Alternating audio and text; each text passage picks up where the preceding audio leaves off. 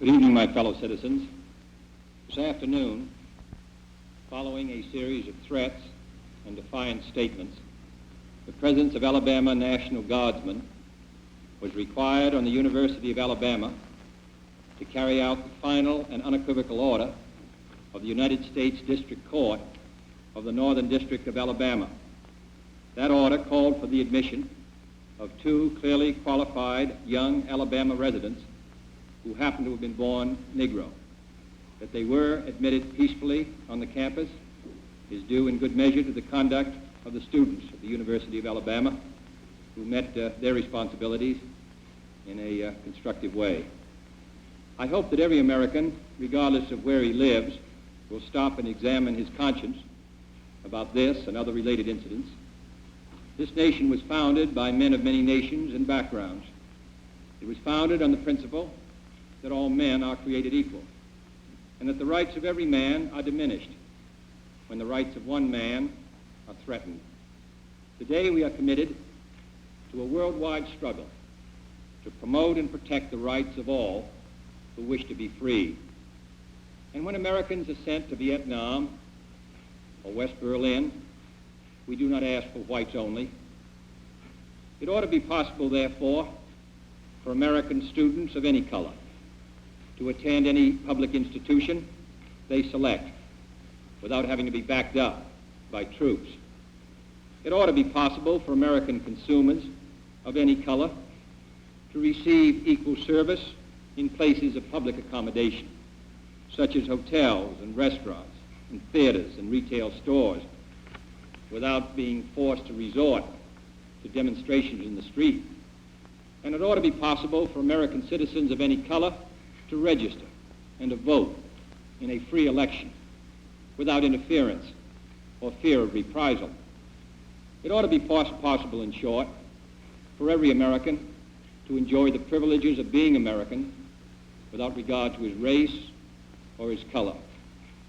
In short, every American ought to have the right to be treated as he would wish to be treated, as one would wish his children to be treated. But this is not the case. The Negro baby born in America today, regardless of the section of the state in which he is born, has about one-half as much chance of completing a high school as a white baby, born in the same place on the same day. One-third as much chance of completing college. One-third as much chance of becoming a professional man. Twice as much chance of becoming unemployed. About 1/7 as much chance of earning $10,000 a year. A life expectancy which is 7 years shorter, and the prospects of earning only half as much. This is not a sectional issue. Difficulties over segregation and discrimination exist in every city, in every state of the Union, producing in many cities a rising tide of discontent that threatens the public safety.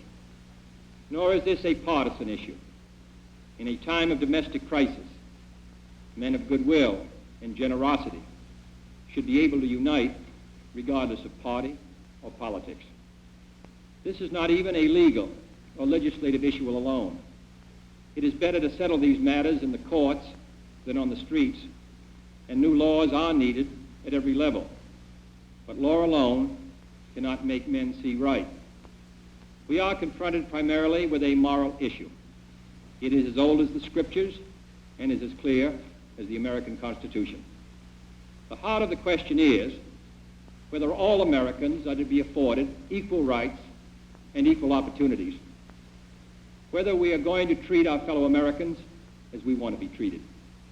If an American, because his skin is dark, cannot eat lunch in a restaurant open to the public, if he cannot send his children to the best public school available, if he cannot vote for the public officials who represent him, if, in short, he cannot enjoy the full and free life which all of us want, then who among us would be content to have the color of his skin changed and stand in his place?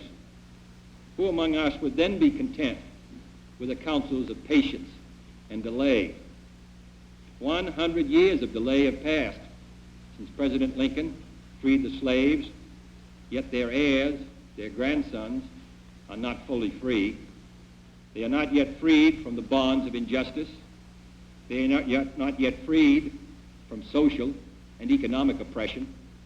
And this nation, for all its hopes and all its boasts, will not be fully free until all its citizens are free. We preach freedom around the world, and we mean it. And we cherish our freedom here at home. But are we to say to the world, and much more importantly, to each other, that this is a land of the free, except for the Negroes, that we have no second-class citizens, except Negroes, that we have no class or caste system, no ghettos, no master race, except with respect to Negroes? Now the time has come for this nation to fulfill its promise. The events in Birmingham and elsewhere have so increased the cries for equality that no city or state or legislative body can prudently choose to ignore them. The fires of frustration and discord are burning in every city, north and south. Where legal remedies are not at hand, redress is sought in the streets, in demonstrations, parades, and protests, which create tensions and threaten violence and threaten lives. We face, therefore, a moral crisis as a country and a people. It cannot be met by repressive police action. It cannot be left to increase demonstrations in the streets. It cannot be quieted by token moves or talk. It is a time to act in the Congress, in your state and local legislative body, and above all, in all of our daily lives. It is not enough to pin the blame on others, to say this is a problem of one section of the country or another, or deplore the facts that we face. A great change is at hand, and our task, our obligation, is to make that revolution, that change, peaceful and constructive for all. Those who do nothing are inviting shame as well as violence. Those who act boldly are recognizing right as well as reality. Next week, I shall ask the Congress of the United States to act, to make a commitment it is not fully made in this century to the proposition that race has no place in American life or law. The federal judiciary has upheld that proposition in a series of forthright cases. The executive branch has adopted that proposition in the conduct of its affairs, including the employment of federal personnel, the use of federal facilities, and the sale of federally financed housing. But there are other necessary measures which only the Congress can provide, and they must be provided at this session. The old code of equity law under which we live commands for every wrong a remedy. But in too many communities, in too many parts of the country, wrongs are inflicted on Negro citizens, and there are no remedies at law. Unless the Congress acts, their only remedy is the street. I am therefore asking the Congress to enact legislation giving all Americans the right to be served in facilities which are open to the public: hotels, restaurants, theaters, retail stores, and similar establishments. This seems to me to be an elementary right. Its denial is an arbitrary indignity that no American in 1963 should have to endure, but many do. I recently met with scores of business leaders, urging them to take voluntary action to end this discrimination. And I've been encouraged by their response. And in the last 2 weeks, over 75 cities have seen progress made in desegregating these kinds of facilities. But many are unwilling to act alone. And for this reason, nationwide legislation is needed if we are to move this problem from the streets to the courts. I'm also asking Congress to authorize the federal government to participate more fully in lawsuits designed to end segregation in public education. We have succeeded in persuading many districts to desegregate voluntarily. Dozens have admitted Negroes without violence. Today, a Negro is attending a state-supported institution in every one of our 50 states, but the pace is very slow. Too many Negro children entering segregated grade schools at the time of the Supreme Court's decision 9 years ago will enter segregated high schools this fall, having suffered a loss which can never be restored. The lack of an adequate education denies the Negro a chance to get a decent job. The orderly implementation of the Supreme Court decision, therefore, cannot be left solely to those who may not have the economic resources to carry the legal action or who may be subject to harassment. Other features will be also requested, including greater protection for the right to vote. But legislation, I repeat, cannot solve this problem alone. It must be solved in the homes of every American, in every community across our country. In this respect, I want to pay tribute to those citizens north and south who've been working in their communities to make life better for all. They are acting not out of a sense of legal duty, but out of a sense of human decency. Like our soldiers and sailors in all parts of the world, they are meeting freedom's challenge on the firing line, and I salute them for their honor and their courage. My fellow Americans, this is a problem which faces us all, in every city of the North as well as the South.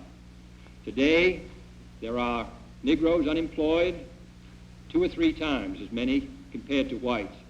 Inadequate education, moving into the large cities, unable to find work, young people particularly out of work without hope, denied equal rights, denied the opportunity to eat at a restaurant or a lunch counter or go to a movie theater, denied the right to a decent education, denied almost today the right to attend a state university even though qualified.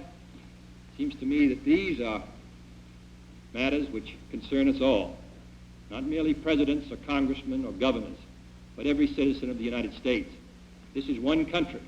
It has become one country because all of us and all the people who came here had an equal chance to develop their talents. We cannot say to 10% of the population that you can't have that right, that your children can't have the chance to develop whatever talents they have, that the only way that they're going to get their rights is to go in the street and demonstrate. I think we owe them and we owe ourselves a better country than that.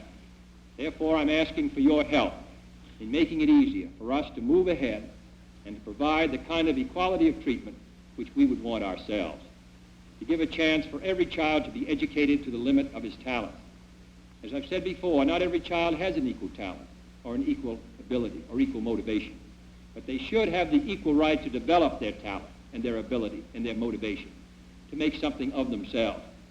We have a right to expect that the Negro community will be responsible, will uphold the law, but they have a right to expect that the law will be fair, that the Constitution will be colorblind, as Justice Harlan said at the turn of the century. This is what we're talking about, and this is a matter which concerns this country and what it stands for. And in meeting it, I ask the support of all of our citizens. Thank you very much.